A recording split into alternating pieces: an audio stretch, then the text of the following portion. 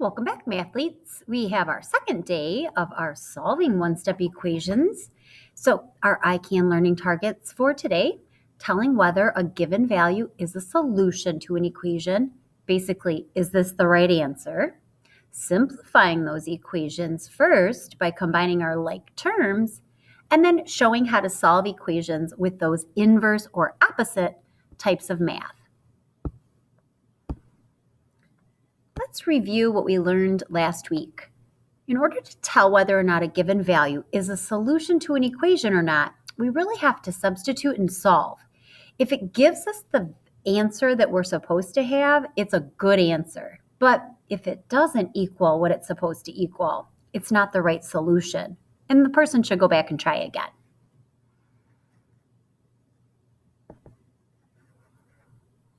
On mine, I need to figure out if the value of the variable x is 3 or isn't.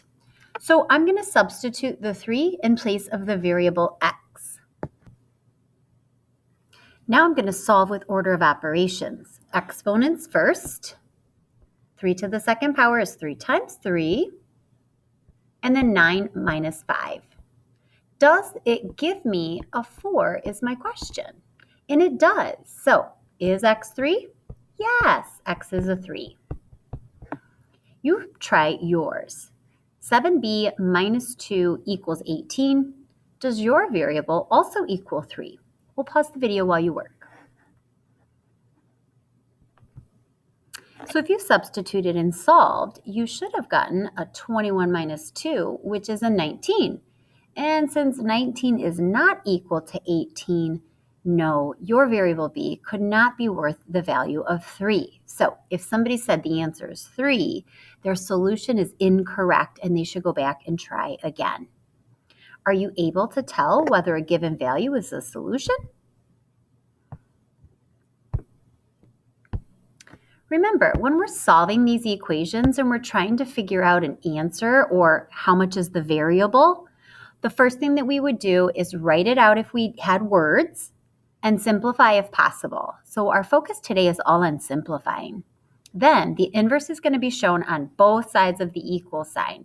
Remember, if we only did one kind of math to one side, but not to the other side of a teeter-totter, we're going to be tipped, and that's not equal.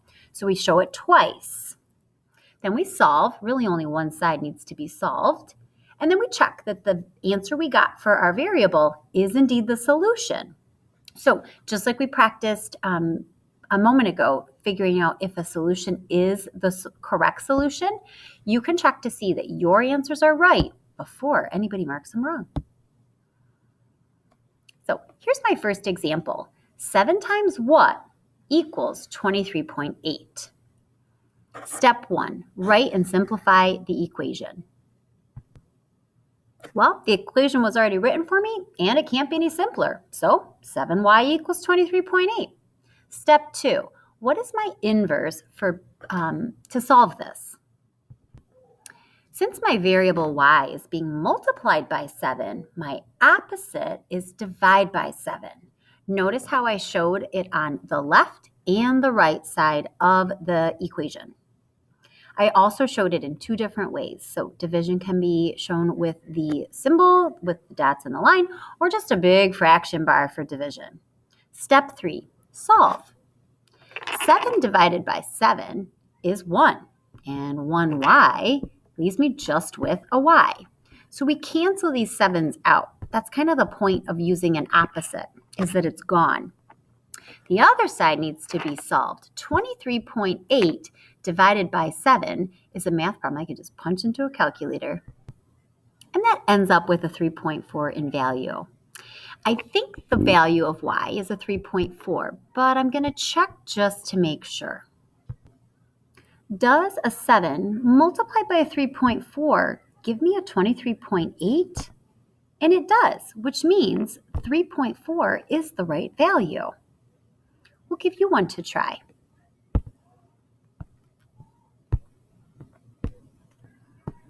We'll pause the video while you solve your equation.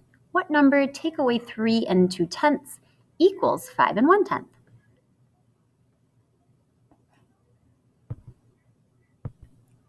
So your equation was already written and simplified, so we're ready to just use an inverse. The opposite of minus 3.2 is to add 3.2. Did you remember to show it on the left and the right?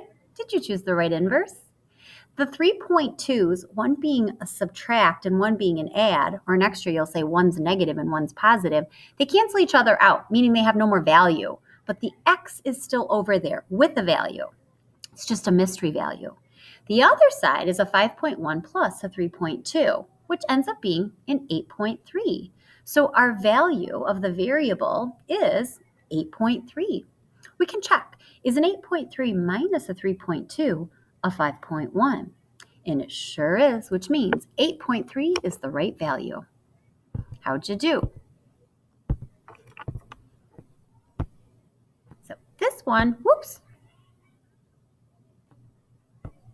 this example of mine is a 4 groups of G plus 5 more groups of G is a 72. And I notice that I've got lots of groups of G's. So the first thing I need to do is simplify my equation. And we practiced combining like terms to do that.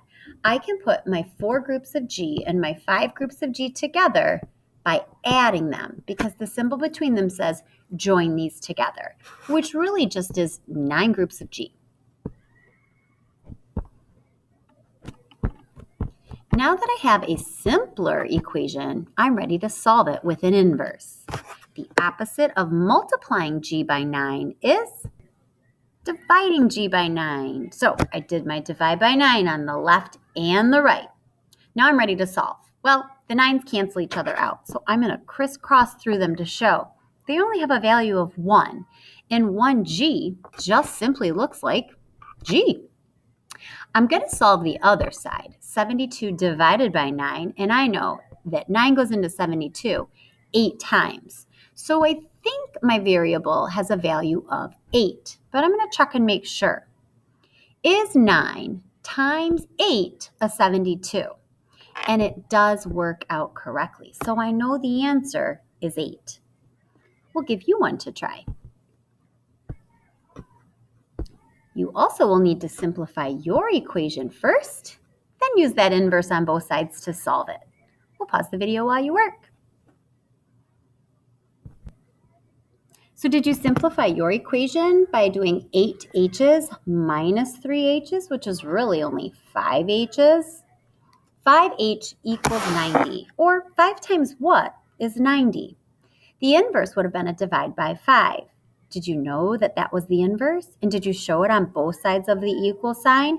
If you only show dividing by 5 on one side, you're really going to tip your teeter-totter, and that's not equal. So make sure you show it on both. The 5s make a 1, and so it's just 1h. But 90 divided by 5 should give you an answer of 18. Is 5 times 18 equal to 90? And since it is, then the solution of 18 is the good answer. How'd you do?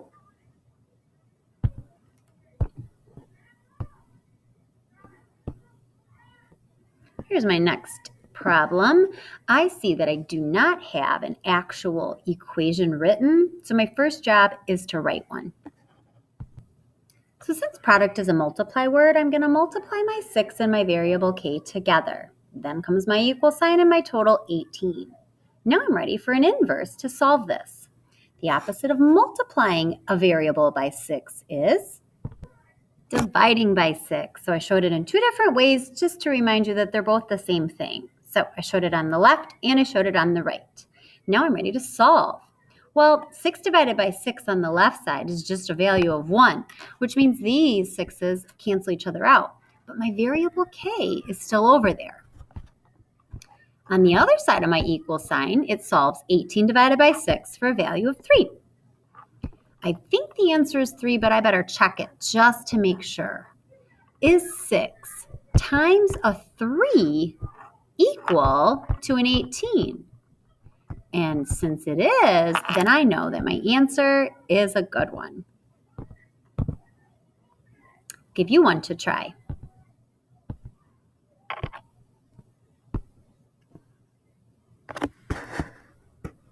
A number f decreased by 13 equals 26.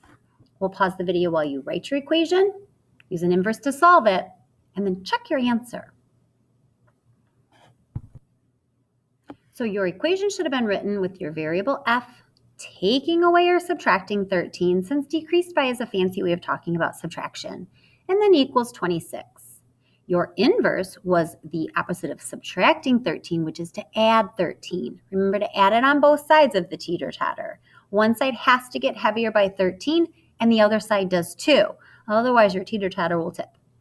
I solve these, and I end up with a variable f equaling the value of 39. I'm going to check it and just make sure that that works. So ask yourself, is 39 minus the 13 from the beginning equal to the 26 that I'm supposed to get?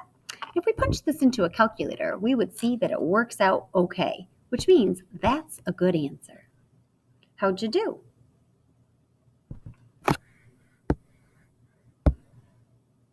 So last up, we will be working on what's called rainbow rows.